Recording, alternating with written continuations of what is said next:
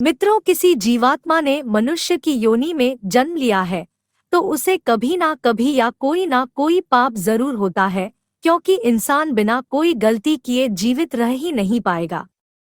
लेकिन कभी आपने यह सोचा है कि मनुष्य के पाप करने की असली वजह क्या है? तो आज इस प्रस्तुति में हम इस बात को जानेंगे। श्री कृष्ण के अनुसार मनुष्य जानते हुए भी पाप क्यों करता है? श्री कृष्ण के अनुसार मनुष्य जानते हुए भी पाप क्यों करता है? महाभारत की एक कथा के अनुसार एक बार कुंती पुत्र अर्जुन ने भगवान वासुदेव से पूछा कि मनुष्य ना चाहते हुए भी पाप क्यों करता है और पाप का फल भोगने के लिए नरकों में 84 लाख योनियों में जाता है। तब पार्थ की यह बात सुनकर भगवान कृष्ण मुस्कुराते हुए उत्तर देते हैं और कहते हैं कि कामना मनुष्य से पाप कराती है और कामना से उत्पन्न होने वाला क्रोध और लोभ यही इंसान को पाप में लगाते हैं और पाप से दुखी होता है, दुर्गति में जाता है। मनुष्य के मन, इंद्रियों, बुद्धि, अहम और विषयों में कामना का वास होता है। कामना ही इंसान का बैरी है, पतन का कारण है।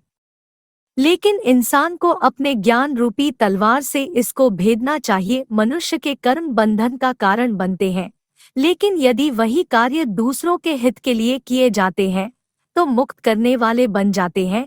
अपने यह स्वार्थ कामना से करे तो वही कर्म बंधन भोग है, और दूसरों के लिए निष्काम भाव प्रेम से करे तो वही कर्म मुक्ति आनंद योग का कारण बनता है। गीता ज्ञान कहा गया है कि दूसरों के लिए कर्म करना ही यज्ञ है। इसके साथ ही गीता में कई प्रकार के यज्ञ भी बताए गए हैं। दूसरों के हित में समय, संपत्ति, साधन लगाना द्रव्य यज्ञ है। वही ईश्वर की प्राप्ति के उद्देश्य से योग करना योग यज्ञ है। इंद्रियों का संयम करने के लिए संयम यज्ञ है। भगवान की शरण में जाने के लिए भक्ति यज्ञ है। शरीर से असंग हो जाना, अपने आप को जानने के लिए यह ज्ञान यज्ञ कहलाता है, जो सारे यज्ञों में सर्वश्रेष्ठ माना जाता है, क्योंकि इसे सब करते हैं और इसमें कोई पैसे या खर्चा भी नहीं होगा। और तो और सत्संग भी स्वतंत्रता का सीधा रास्ता है, जिससे विवेक प्राप्त होता है।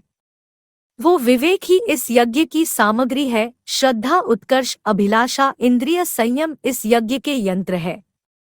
तो हमें कोशिश करना चाहिए कि ज्ञान यज्ञ में अपनी कामनाओं को यहूदी डालकर जीवन मुक्ति का फल प्राप्त कर लें।